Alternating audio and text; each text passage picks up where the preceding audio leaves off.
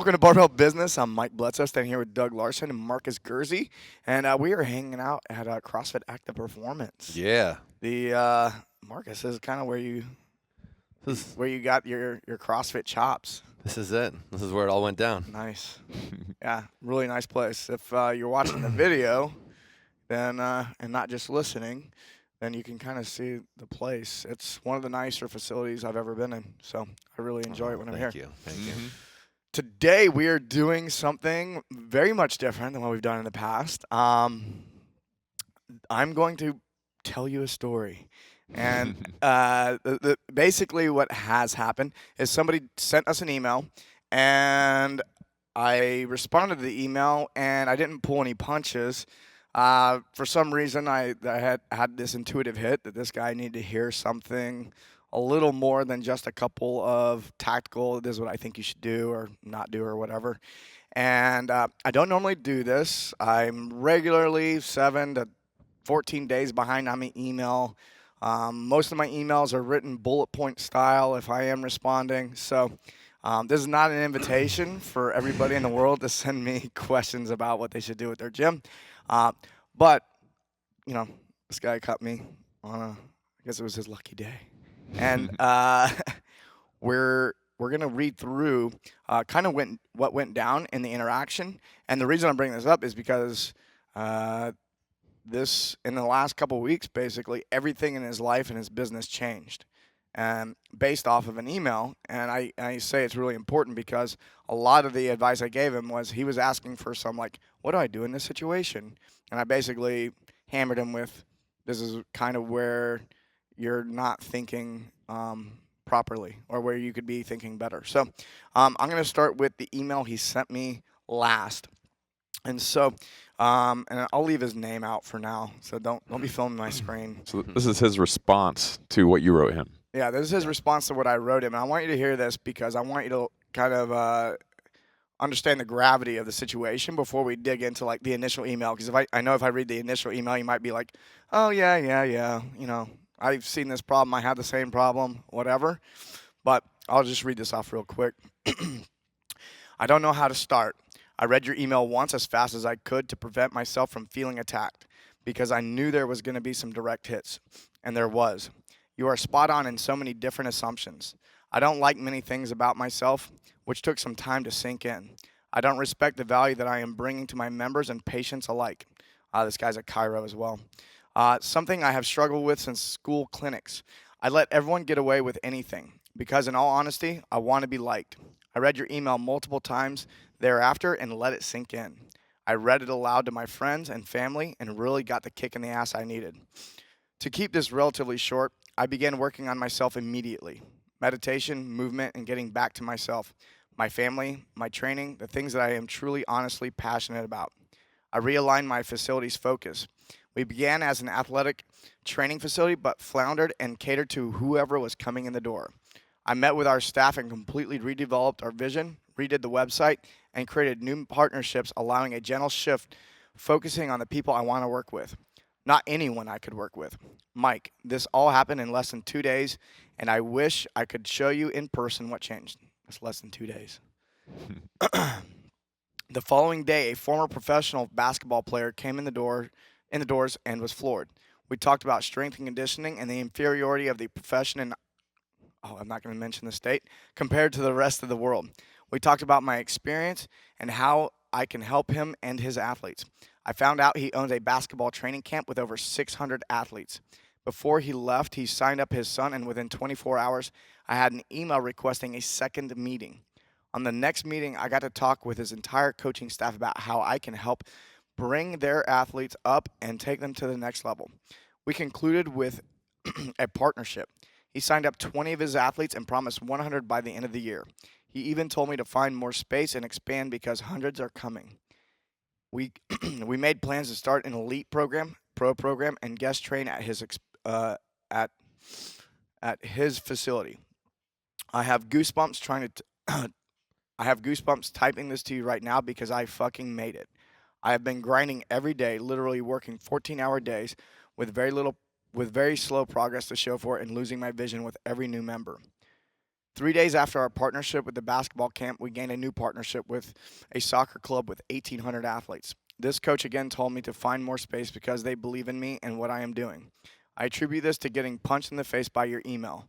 I needed it more than I knew. Family and friends keep asking what the hell is happening, and I love the new energy.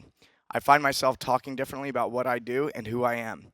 Admittedly, I have so much work to do, but after seeing what happened with just a shift in mindset, I think I'm about to take over the world. Thank you, Mike. I hope you read read this because, goddamn it, I owe you one. I am now swamped trying to schedule all of our new recruits. The problem I have been hoping to have for 2 years. When things settle, I will be at the Mastermind and can't wait to thank you in person. So, It's a hell of an Good email. God, what did you tell him? yeah, yeah. I want to read that first because I want people to like pay attention to what's going on here. And really, what he's saying and what happened was he had a mindset shift. It just the way he perceived his entire situation changed, in a matter of days, like things started happening that he had been trying to make happen, but due to his perception of the situation was limiting him.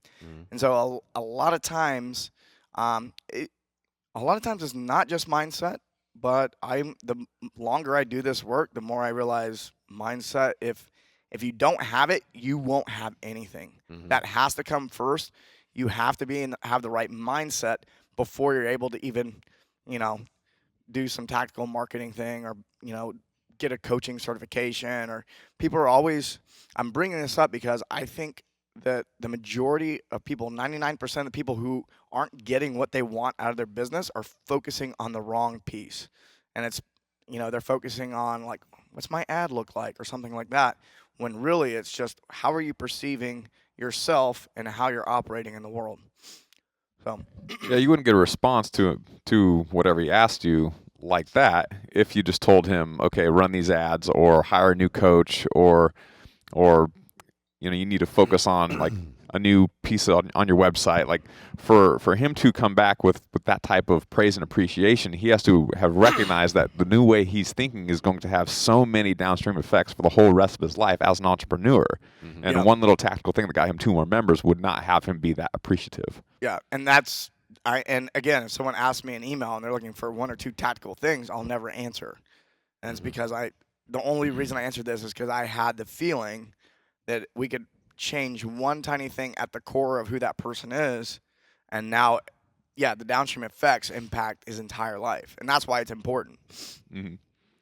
Yeah, it sounds like you left him with a lot more confidence, and having more confidence is going to be systemically. It's going to help every aspect of his business. It's going to affect how he interacts with his members day to day, how he trains his staff, how he brings on new business, etc. There's so many things that having more confidence with a new mindset is going to do that just a few tactics simply won't solve. Yeah. What I'll do is I'll now read you the original email he sent me that that triggered me into, you know what, I'm actually going to put in a really thoughtful response to this. And one of the things I really like about getting these types of questions a lot of times is it then provides a lot of content that I'm going to be able to share with everybody. So now it's worth it. So helping one person is like, that's cool. But if we can help thousands, that's the best. Because this is a fundamental issue with most of the box owners out there. It's rarely is it the individual tactical things as much as it is the overall perception on how they're tackling their problems or their opportunities and all of that. And when you can just shift at the core even just a few degrees, like range across the board, everything is affected. Like you said, it's a systemic change. It fixes everything after that. So even though you had the same opportunities, the same everything, when you look at it through a different lens, now you have a whole new set of opportunities and so on. So that's the way to do it. And that's why I think this is so important to share with our audience, because this is not just a one-time thing. This is something we hear every single day in one form or another when we're working with different box owners in all different stages in their business. It usually can be taken all the way back down to a root issue, not the like, why am I not converting people in my intro session? It's like, well, it's not so much about necessarily what you're saying. It's how you're saying it or where that's coming from and how you're presenting that way more than the offer itself or that ad that you ran or whatever it is. Right. Yeah. Which begs the question of what the hell did he ask you and what'd you tell him? Yeah. And one thing I want to note too, this is not just box owners. This is entrepreneurs. Yeah, this In is any across the board. industry, yeah, this is usually the thing that's limiting them. This is what's keeping you from going 10x. All right, so this guy, this is the original email. You have made a huge impact on the way I train and the way my business runs entirely. This is my first time reaching out to you as my gym has been open for over a year and I'm running into an issue that I could really use some help with.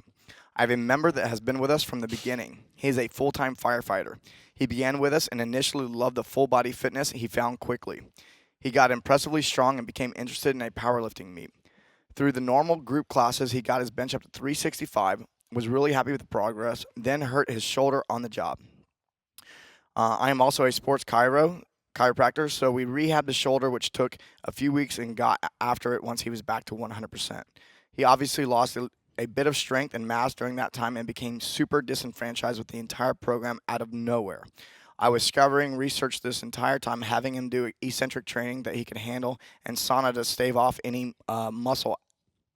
muscle atrophy. He met with me after a workout last week and expressed dissatisfaction that the program just wasn't working for him anymore. After a little digging, it is apparent what his goals have changed and he wants to specifically train for powerlifting. We do offer personal programming, especially for goals like this, and open gym hours throughout the day to execute the programming. His response was, it is too expensive and he can't afford it. The price is $50 a month for personal programming on top of his very discounted $75 a month membership. And he has a hero discount for all fire, military, police, something I wish I never did after learning more from you guys. So, yeah, if you've been listening to us for a while, we are a big fan of value is value, no matter where you're coming from. And Sweet Jesus, that is cheap. $75 for a gym membership plus an additional $50 for personal programming. So it's $125. You have a gym membership and personal programming. That's cheap, cheap, cheap, cheap, cheap. yeah. You're giving it away. Yeah. You're giving it away. So he says, so I don't think this is an outrageous price to ask a truly premium service. He responded to an email this morning saying he thinks it's time to move on unless we can drop the price or allow him to come whenever he wants and do whatever he wants. Obviously not even remotely an option. I guess my question is, how would you handle this? I want to let him go, but I'm still so new that every lost member hurts. But it is clear to me that he doesn't see the value in the premium service, and I can't be taken advantage of. How do I let the member walk away without burning bridges? Thank you. Yeah, so one of the reasons I wanted to respond to this was there were so many things in that email that just like triggered like that I know where this guy is coming from, and part of it is because this is super common. This is I've experienced it. this is not. I know you guys have experienced it. Oh Running a yeah, box, my right? my response is like I am not giving you this advice because I read this shit in a book. I'm writing you this advice because I was there. Yeah, same here. And it's like I can help you out. Yeah, so and this is a lot of gym owners. So I wrote him back. Great question. There are multiple layers to what is happening in this situation. I'll try to peel them from the obvious to the not so obvious. I like the bold statement you put at the top here. Yeah. I'm holding no punches, so take a deep breath. If you can accept this and learn from what I'm saying, you can step through this a better man. I've been there, and I'm speaking from experience, not from bullshit I read in a book. I'm going to lay some truth on you. Yeah. Straight up, like get ready for some science to get dropped on your face. I put it in bold at the top. I was like, this. I want you to really know that this is kind of like. I want to know this is coming from a place of love. Yeah. I'm not punching you in the throat because I enjoy watching people be in pain, even though that can be cool too. But I said, I'm going to pick through your email to create a story about what I imagine is true about what is happening in your life. It's not just one sentence that formed these opinions. It's the way it is written. So this is kind of going back to what you were saying, Marcus, is the place that we're coming from when we're doing things becomes apparent to people around us. So most people pick up on these things subconsciously. Right. They're like, oh, I like you as a person, but for some reason I'm not really buying it. And so for me, I've been studying, human behavior long enough to where I'm recognizing this consciously. I'm like, oh, this guy is maybe, suffering from insecurity in some aspect of his life. Like it's like a red flag now, Mhm. whereas before it was it was more of a subconscious. I'm picking up on something. We've all had that feeling where we're talking to somebody, they're trying to sell us something, and we're just kind of like, it doesn't feel right, but I can't put my finger on it. Yep. Yeah. Um, Is he coming from a place of insecurity, like you said? Is it coming from a place of fear? You know, is this Mhm. person not looking at his gym like from a kind of a zoomed out big picture perspective? Right. Like you can tell by the words people are using in an email like this, Right. like what their frame of reference is. Exactly. Yeah. So that's kind of what we're getting at today is how do you shift that mindset and that frame of reference where you're focusing on the things that are truly important. Yeah. So yeah, after I say it's the way it is written, I told him, I think I can tell where you're coming from, and I want to help you out. So the first thing, I kind of break it down into 5 sections. The first thing I wanted to point out was relationship history, and his relationship with this guy. Your relationship with him has set the stage for the interaction you're having today. He's had the experience of asking, and you just letting him have whatever he wants. I don't think he would be so bold if that wasn't the case. The fact that you're emailing me about potentially losing $75 a month speaks volumes about how you show up with your clients. I imagine that you make exceptions for people regularly, and they take advantage of you regularly in your relationship. So, again, as we're getting into this, now you're saying, why it wouldn't be easy to hear that. Like, you ask somebody you look up to, like, oh, I need advice, and they come in with that. That can't feel good. I think somebody who is able to take that and say, you know what, instead of like getting angry about it or upset, it's okay to get upset about that and recognize that you're getting upset at yourself Mhm. for having made these exceptions for so long, and then going, you know what, I'm going to grow from this. Yep. The next thing I wrote is when I hear someone use the words, I don't want to burn any bridges, I hear, I don't want people to not like me. So if that's where you're operating from, then you're not getting the respect. You don't respect yourself, and those around you can't either. You're not letting them. So, we've all heard it's kind of like a cliche, like, you can only love someone else as much as you love yourself. Mhm. And I used to not really know what that meant. And, as I've grown, it's become very obvious exactly what that means. And the same thing with respect and love, it's all tied together. Yeah. So as much as you really respect yourself and honor yourself, that's the limiting factor in how much people can do that with you. And I think that speaks to also what you were saying about when you're talking to someone and it's just not feeling right. And even though what they're telling you on paper may be the right thing, you're like, I'm just not buying something about this. And when it's not coming from a place of that personal value and confidence, and like you can see that they really believe in what this thing is or the value that they are presenting, it's hard to buy it, especially when it's something that people don't understand well. Like this guy started the relationship off already totally undervaluing himself, and then has basically no legs to stand on when it comes to anything moving forward. And the guy can see through it right away. And even though now he wants to stand up for himself and say, well, I'm going to charge this much, the guy's like, you're full of shit. Like, you can just give me a discount and let me do whatever I want because that's how Right. it normally goes down anyway. Right. So you've set yourself up from that initial standpoint in the relationship. Is that marker is set when you set your perceived value in those first interactions and where you're coming from. And when people can see through that, you're a doormat from there on out. People are just going to walk all over you. But if you Definitely. can really set that and you're coming from a place where someone's like, oh, this guy knows his shit, he's confident in what he's doing, and he's standing up for it. He's not going to be pushed around his pricing or what's policy or whatever it is. People see that, and that actually builds trust. People actually want that. Unfortunately, as well, I think that if you've been a doormat for a couple years and then now the switch flips immediately, people are going to think the people that have been walking all over you are going to think you're a dick, Yeah, they're not going to like it. and that's okay. So Yeah. goodbye.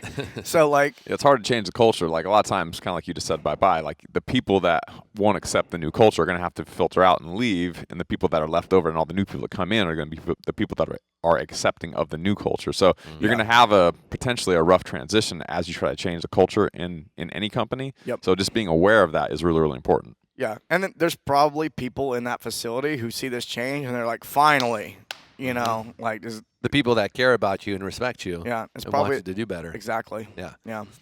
And then another thing, going on with the email, I told him, do what you know is right. If someone doesn't like you because you do what you know is right, then let me start that over. If someone doesn't like you because you do what you know is the right thing, then that's not yours to own. So, other people's judgment about your own behavior is something that is a really big hurdle for people to get over, but it's something worth doing. In my opinion, it's something that I've had to do.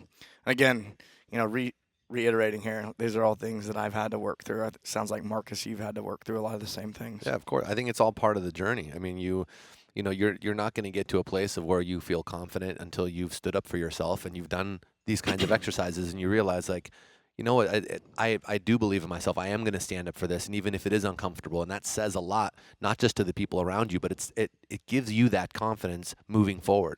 And you're never going to get it until you've really gone through that. Yeah. Personally, I think it all has. You only learn these things from experience, and some people learn it earlier in life through how their parents raised them and whatnot. Most didn't. Most really don't have that confidence, especially when someone's telling you, like, what it costs how much. That does take practice. It does take rehearsal for yourself, for your own sake. Yeah. Yeah, we're projecting. We are projecting a lot onto this person who we've never met, and we only had a very limited number of interactions with, and me and Mark actually didn't interact with at all. But when I hear things like this, and this person won't, as I've been saying, kind of stand up for themselves in this situation where they don't want to lose this person that's $75 a month, and they kind of want to let them do whatever they want, but they kind of don't at the same time. That they're very conflicted on what to do.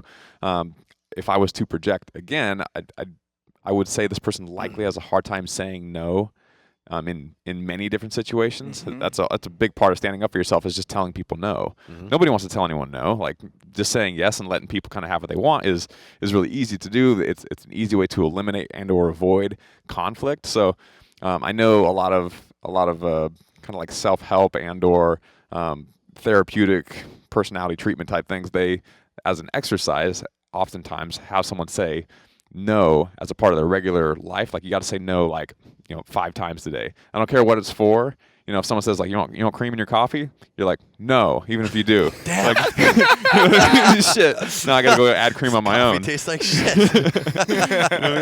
Just getting used to saying no is a big change for a lot of people. They want to be a yes man or whatever. Like, they want to make people happy. They're a giver in some cases. Like, they're just wired to want to help people, and that's a good thing. But being able to say no when you need to say no is something that you still can't neglect. And if you're an entrepreneur or a leader in any way, at some level, you are conflict management. Like, you're going to be in conflict or be managing conflict. And a big part of managing conflict and or negotiating is being able to say no when it counts. So if you are listening to this right now and you're like, wow, I'm one of those people. I never say no to anyone for any reason, or I just like avoid situations where I should say no, or what have you. Getting used to saying no, I think, is a very good skill to practice. No doubt. I don't think a lot of people think about saying no as a skill. If it doesn't, it should feel good. Like, when I say no, 9 times out of 10, when I say no now, it actually feels good. It feels, I'm like, yeah. Yeah. And yeah, there was a time where no didn't feel good. Yep. So got to work on it. Fresh cracked pepper on your soup, sir? No. Damn it. Get out of here. I'm so empowered. I'm raw dogging this tomato soup today. Oh, man. That actually, Doug and I were in a conversation on the way up here. We were talking about integrity and how I think integrity that word's been used to, like, rob us. Like it did for me for a long time. My idea of integrity was being a person of integrity is doing the right thing when nobody is looking, and the way that was relayed to me, or the way that I heard that growing up, is doing what other people think you should be doing when they're not looking. And I think most people are like, well, if someone caught me doing this, I would be really embarrassed, but I really want to do it. We all know what that thing is. Just don't do it. Was that a masturbation joke? What just happened? Obviously, it's Friday. We're taking the day off after the show. Yeah, exactly. For at least 15 minutes. Give me a sandwich. But I did a Facebook Live recently where I was having this conversation, and I had this realization that this was my perception of integrity up until recently. I go, oh, now what I know integrity to be is doing what I know is right, even when other people are watching. Like, even though I know that other people are going to disagree with it, even though people, my friends, family, whatever, are gonna be like, "Why the fuck are you doing that? Like, why? I don't like. Don't you know that's dumb?" And I'm like, "Nope, doing it anyway. I know it's the right thing to do." Or you don't have to do that. Yeah. It's like, no, I do. Yeah. I really It's do. like, I know This deep is important to down me. in my heart, this is Yeah. what's supposed to be happening. And that's, for me, that's being in integrity. The moment I start stepping out of integrity, that's when things get hard. That's when life gets hard. That's when relationships gets hard. That's when business gets hard, is when I'm not in integrity. And for me, that means I just need to be following the thing I know that is true. Yeah. Yeah, and to your point, we just said a second ago, actually tying together what y'all are saying, you said, you don't have to do that. Like, as a part of kind of owning your own experience and letting that person know that, like, well, I know I don't have to. Like, I'm choosing to do this. Like, I want to do this. Like, being able to confidently say, I know I don't have to do this, but I'm choosing to do it. I feel is very important for someone to kind of display their confidence that, even though it's hard, whatever this thing is, even though it's hard and or I don't have to do it, or it's going the extra mile, or it's unnecessary, you think it's a good thing to do, and so you're choosing to do it. I think being able to kind of own your experience like that is really important. Yeah. No doubt. Let's take a break real quick, and we're like not even halfway through this email. So we've got really good, there's way better stuff on the back end. Oh You my better goodness. stick around. There's 4 more points. These are the best 4 points, Yeah, by the way. the best.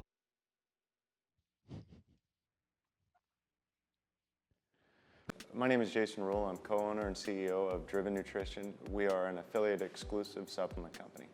The biggest obstacle I had to overcome before signing up for the Mastermind was getting over myself, understanding that just putting myself out there in terms of who we are and what we are was the biggest obstacle.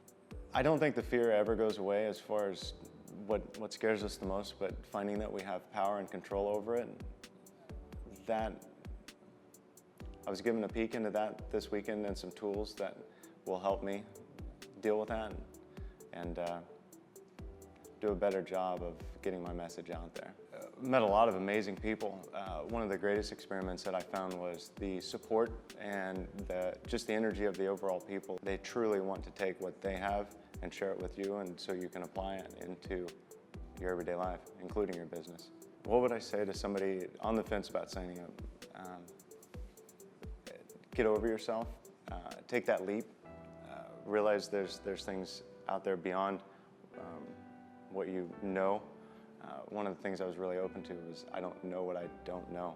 So just releasing that and coming here with an open mind, just do it. I was like, what is that sound? It's my fish face. This is gross. And we're back. And again, if you're watching, we're at the CrossFit Active Performance. Yeah. And if you actually saw, it wasn't our last episode, it was the episode before, our website episode. We actually go over the CrossFit Active Performance website during that episode. So you can you're seeing the inside of the facility, which Gorgeous. which is amazing. Gorgeous. And then if you want to see how it's represented online, that's a really good show to check out, because we actually talk about how we would tie all that together. Yeah, we had it was a free download on the anatomy of a kick-ass gym website. So make sure you check that out. It's a free download. You can check it out at barbellbusiness.com/website. Oh, shit. Simple enough. Very simple. Cool. All right, back to the email. Back to the email. Yeah, we're like not even halfway through. So the next point we hit on was perceived value by customer. Just basically the words that the person used, which was they can't afford it. I wrote back in response to that is, we can definitely take into consideration that your member has been conditioned to believe that your services are as valuable as what he's been paying in the past. Unless there's a perceived increase in what he's getting out of the relationship, he isn't going to see why he should be paying more. He may not perceive the offering to be more valuable than the extra $50 in his bank account. Yeah, so anytime anyone's bucking at price, there's I see two different sides of the coin, and on one side is the customer's perspective on what's going on, and they go, and when it comes down to it, they go, look, is this worth the more than the $50 that are in my account? If it's not worth more than the $50 in their account, they're going to say no. That's just kind of how it works out. I follow that with, it also sounds like he isn't sure of his goals. If he can't imagine spending $50 a month to focus on being a power lifter, then it may not be what he really wants. And in parentheses, I put rarely is. He is more than likely frustrated about another part of his life, and he thinks improving his bench is going to get him there. The fact that he's conflicted on price makes me think that he's torn inside about what is true. His mind is telling him that being stronger will help him get what he wants, but his heart is probably sending another message. If you can work on creating a deeper connection, then I suspect his goals and his perception of the value you offer may change. And so This is a big one. yeah. This is a big one. This is what I think sets apart a great gym, is when the perceived value is set right. And that, again, it all stems back to how the relationship starts and how someone perceives you, from whether it's when they hit the website to when you contact them for that first intro session, when they come in and you have those conversations. Because if you can't tie it back to their real why, if you can't get to the root of why this matters to them, you're just selling a gym membership. Period. It's a commodity. It's just like anything else. It's like, well, what's the difference between this gym membership and that gym membership? Oh, we have more classes, or we have 2 more assault bikes, or whatever the hell they're going to compare. It should be irrelevant. It should be about you getting to the root of why this matters to them. So figuring out what they want, why it's important, and then showing them exactly how you are going to solve their problem via this service or this offering. And when you can do that, the $50 now seems like nothing, because it's not like I'm paying $50 more for just an increased gym membership or for an additional program. It's I'm paying $50 a month now to be able to compete in a weightlifting meet again, because that's really important to me. It's something I've always wanted to do. And if you can't tie it back to that, if someone's not associating these programs or these offers to their why, the ship is sunk. And I find the longer I do business and sell anything, is the thing that people want most is connection. And they may not really say that. They may not know that. You may not get that in the first 5 conversations you have with that person. But if you can offer them a deeper connection than what they're getting somewhere else, that alone is going to be enough. I mean, when we look at why people stay in a CrossFit gym and what may attract people in the first place, is the community. And community is just connection with a lot of different people. And so, I mean, you can either connect, go high volume, or you can go deep. You can get real deep with one individual or a handful, or you can have a lot of more surface level connections. So the depth of the connections that you're experiencing in your business is going to change, like, basically what kind of customers you're attracting and whether they're going to stick around and how they're going to perceive the value, so on and so forth. I actually feel like if we do want to talk about one tactical thing, pricing wise, I feel like he's kind of floating in the middle, where he's not cheap enough to be able to really attract the people that are looking for a cheap, affordable gym, but he's not expensive enough where the people that actually have money are coming to him because they think he's like the premium gym in town. He's not expensive enough to look like the best gym in town. So he's kind of floating in this weird middle ground where if he did change his pricing a little bit, he might have a better, an easier time with finding clients that aren't a pain in the ass, basically. Yeah, I think the businesses that do the best are either going more like cheap, high volume, like a 24-hour fitness or something like that, or they're going to the other side of the spectrum, which is, higher end. So I would, for me, I like to be on one side of the spectrum or another. I don't, being in the middle, that's where businesses go to die. Yep. Especially when it comes to services. If you're doing something that's more premium in nature, right, which is what we do, we are a boutique level, fitness offering as a CrossFit gym. Why would you want to be on the cheap end of that spectrum? Most people who are in that category are seeking out the better thing anyway. And if you can demonstrate why it's better to someone, they'd way rather pay the higher price and get the better service than necessarily just get the cheap thing. I totally fall into that category. If someone can explain it, my wife always makes fun of me. She's like, you love being sold. And I'm like, no, I love when someone can really get to what matters to me and then present it in a way that I can then take advantage of it. And I will always take the better service. If there's, the good or the better, if you can tell me about the better in a way that it applies to me, I'm fucking sold. I'll take it. Because I want the better version of it. I've been around long enough to know that cheap never gets me what I actually want. I'm always regretting it. I'm always like, great, I saved $20 a month for what? I totally should have gotten the better thing, or whatever the thing you buy is. the thing that's half price off of eBay and it breaks a week later. Son of a bitch. Shit. Mhm. Now I got to buy 2. The next thing around value was projected value. I think, Marcus, you dug in this a little bit earlier, but we'll kind of rehash it a little bit. So projected value, the lack of perceived value from yourself. So this isn't so much about just what's happening with the numbers. This is how you're presenting it. What is happening? What are you projecting to the customer? So I wrote, I imagine that you have a hard time pitching this price. The prices you quote here are ridiculously low in general. I think that you don't believe that you're worth that much money. Get over it. You are. No matter the words that are coming out of your mouth, what you believe is being projected to everyone you speak to. They don't pick up on it consciously. It's more unconscious for most people. They don't know why they don't believe you. They like you, but they won't buy from you. Let's work on your relationship with value. Quick fix here. Get congruent. Spend some fucking money on coaching. It can be fitness coaching, and that would be good, but I highly recommend spending money on a business/life coach. The simple act of spending more money on coaching than what you charge will bring you into congruency with the world, and the money will begin to flow. Yep. It's like when someone can't sell personal training at their gym. They're like, well, I don't know why I can't sell it. And I'm like, have you ever paid for personal training? No, it's too expensive. Exactly. That's why you're never going to sell it. So go hire a coach that's really good and expensive so you can see what that's like and understand, oh, that was totally worth it. Yeah. And I can do that too. Now you're going to have a way easier time selling it. Yeah. Yeah. If you, as an example, say you hired a coach that used to sell, they used to be real estate, in real estate. They used to sell houses for hundreds of thousands of dollars. Well, now they're selling $150 gym memberships and they don't think it's a big deal.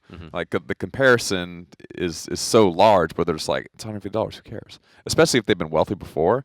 Like people that have a hard time selling memberships, a lot of times like they've been broke their whole life. Like they trained in a CrossFit gym only because they worked there. They would never be able to afford it on their own. And so they're like, it's $200. Yeah. Like, I don't hope that's hate me. Yeah, I You know hope what I mean? it's okay. I know that's a lot. Yeah. no. They want to explain, and they do say things like that. Yeah. Like, I know it's a lot of money, but it's totally worth it. But we're the best, and They're framing it in the completely wrong way. So But you got to pull yourself out of that. But smells start like using the butts word. in here. Yeah, start using the word "but," and people are gonna stop hearing most of what you're saying. Yeah, or they're like, okay, well, which membership do you want? Oh, I mean, because this, and they'll jump right back in. The second there's silence, they get uncomfortable and they start trying to sell again instead of just being like, well, it's $200 a month. What do you want to do? Yeah. And then just like kind of just living in. It shouldn't be uncomfortable at all. But if it is uncomfortable, at least you should just kind of marinate in it and just like wait for the other person to say something. Like having that frame of mind where your gym membership is more expensive than anything you would ever pay is a losing battle. Like it's going to make your life very, very difficult. So, so to your point, hiring your own coach and paying $500 a month or $1,000 a month, or a lot of people pay much more than that for really good coaches. It makes it where your gym membership. We're nodding because we do.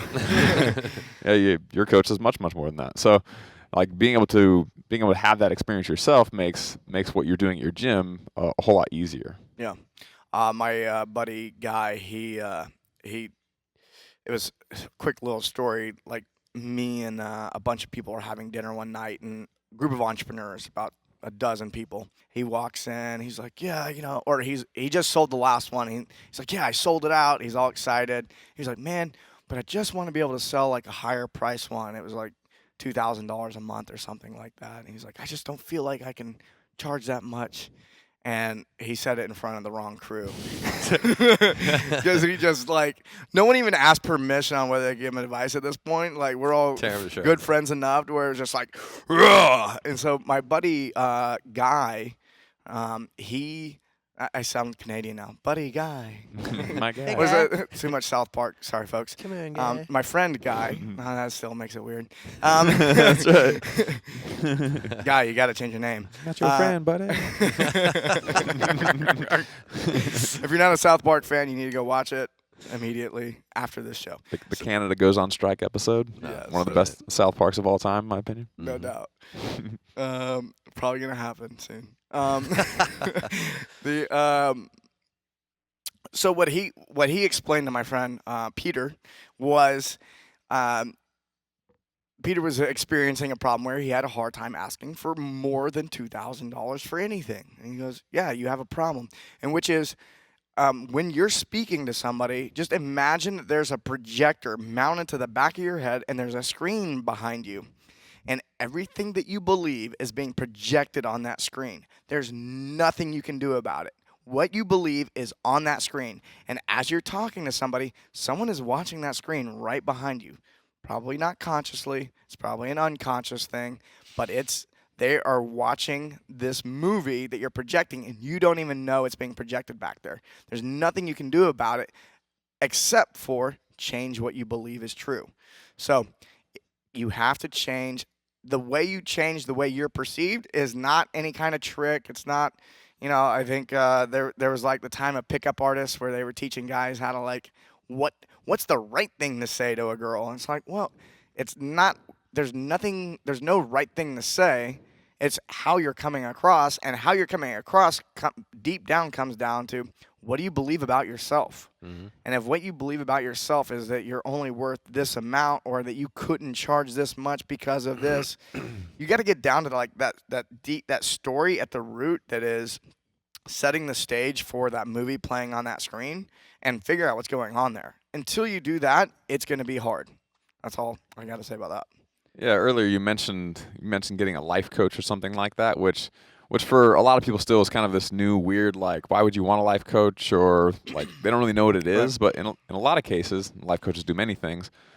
They help you overcome your limiting beliefs. Right. Like through talking with you, they figure out what you believe is limiting you, and they help you work through those issues. That way, now this artificial barrier that you've created for yourself in your own mind is no longer there, and you can move forward. And then in the case that you just brought up, all of a sudden now $2,000, or $3,000, or $4,000, $5,000, just doesn't seem like it's not allowed anymore. All of a sudden it becomes okay for some reason. It's that mindset shift, and then all of a sudden you bump your prices to $5,000 instead of $2,000, and people still buy it, and you go, why the fuck didn't I do this before? Like why could I not allow myself to make this offer? I don't understand, but for some reason now you just feel good about it. Yeah, and there's always another level, is what I found. It's like, oh, I'm comfortable with this zero. Oh, we need to add a zero.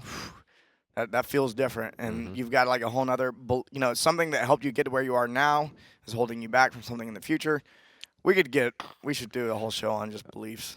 There's a guy that wrote a book called The Big Leap, and he calls this it's a similar concept to what we're saying are limiting beliefs. He calls it an upper limit problem. Like you're hitting your own like psychological ceiling, and all of a sudden, like through a variety of techniques and tactics, he helps people like break through their so-called ceiling.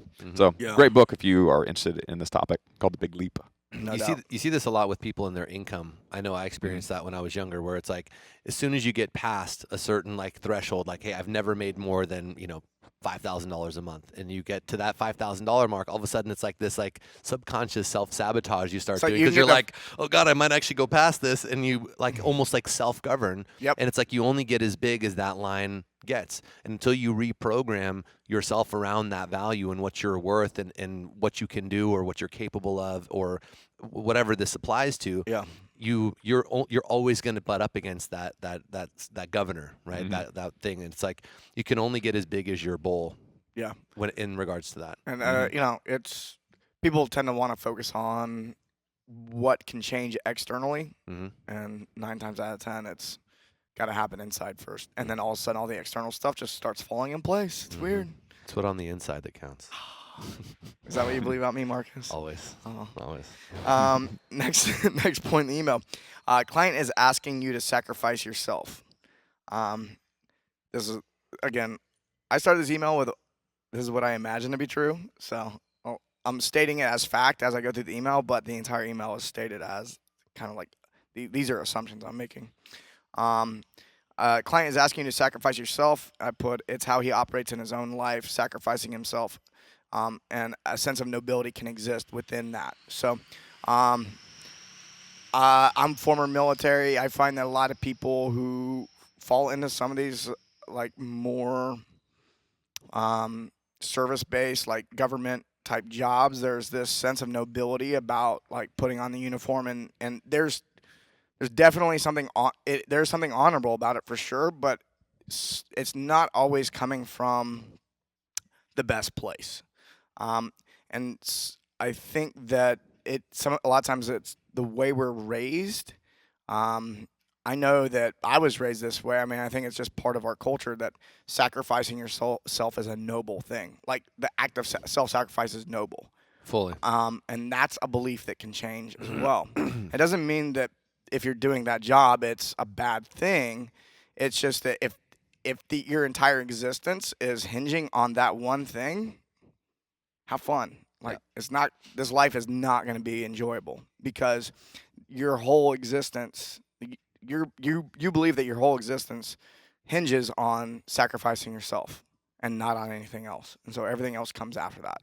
And that's not really a great way to live. I lived that way for a long time, was not nearly as enjoyable, and I didn't help nearly as many people as I do now.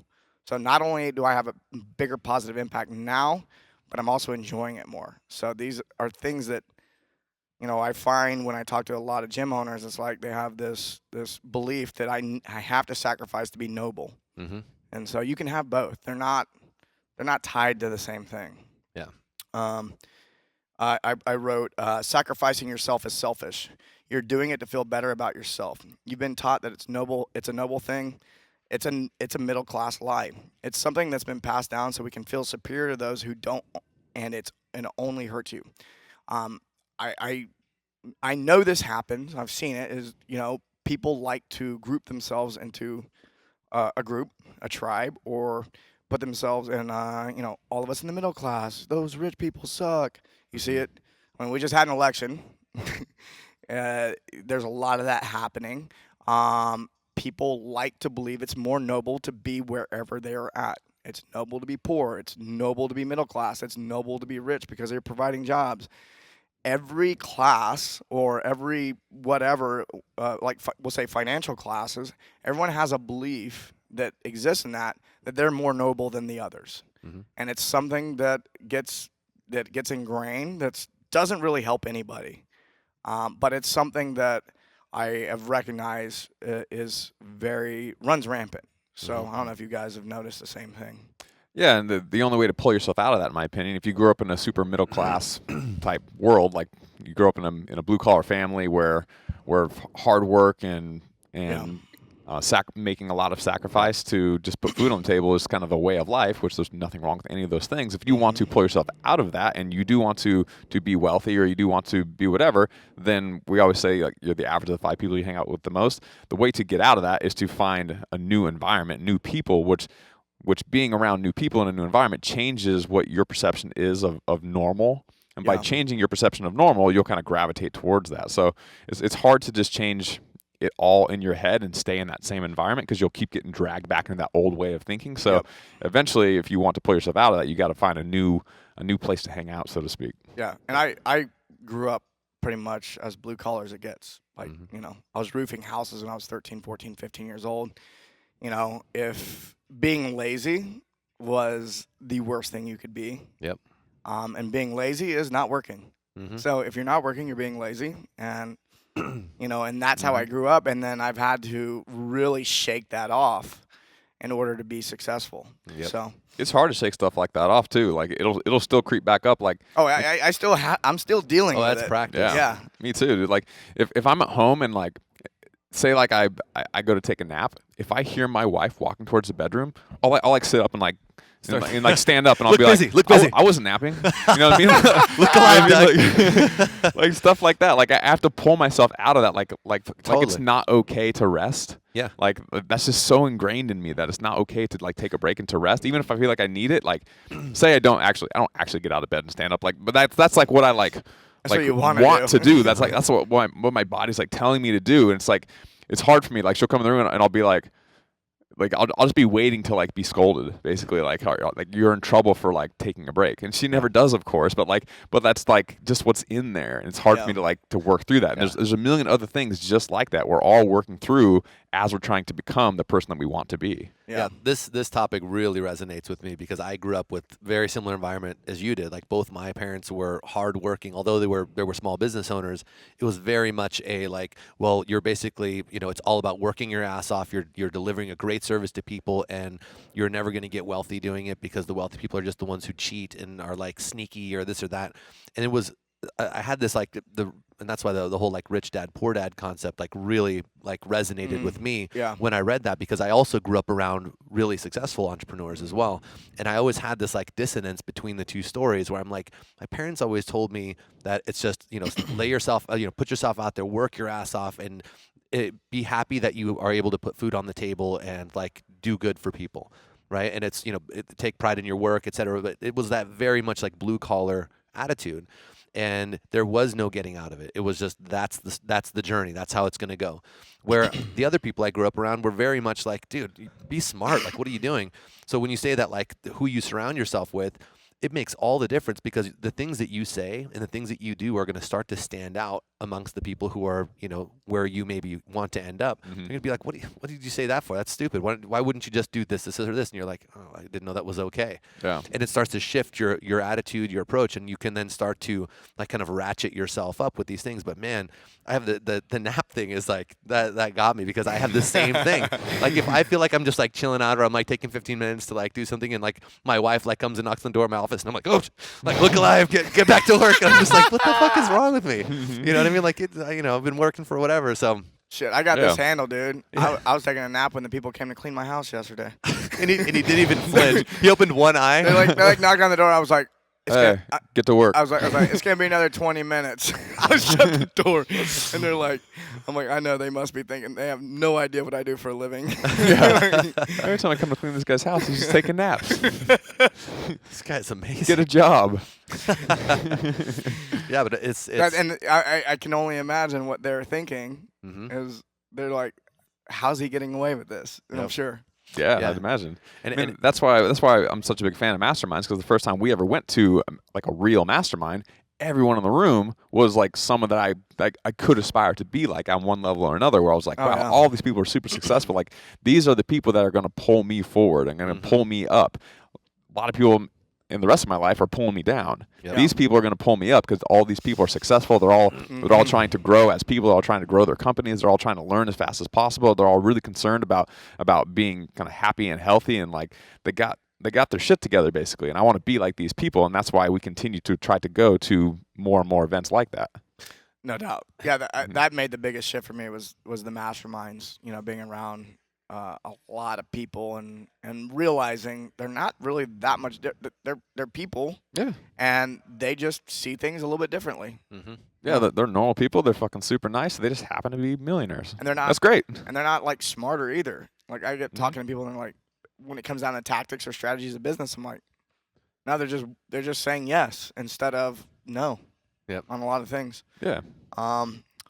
They're doing the right things right. Like if you're trying to squat 400 pounds, how do you squat 400 pounds? You do the things that you need to do to squat 400 pounds. Like it's not this mystery thing that just happens for some people. Like there's a predictable path to get there. You do these types of workouts, you eat these types of foods, you rest in this particular way, and then over time you are able to grow towards squatting 400 pounds. So the people that mastermind, just like the people that squat 400 pounds, they're not necessarily like that much more intelligent than you, and that's why they can squat 400 pounds. Just like the people that run multi-million-dollar companies aren't necessarily that much more intelligent. They just did the things that you're supposed to do to run a company. Yeah, they did the work. It's not like you look at someone who squatted 400 pounds and you're like, lucky.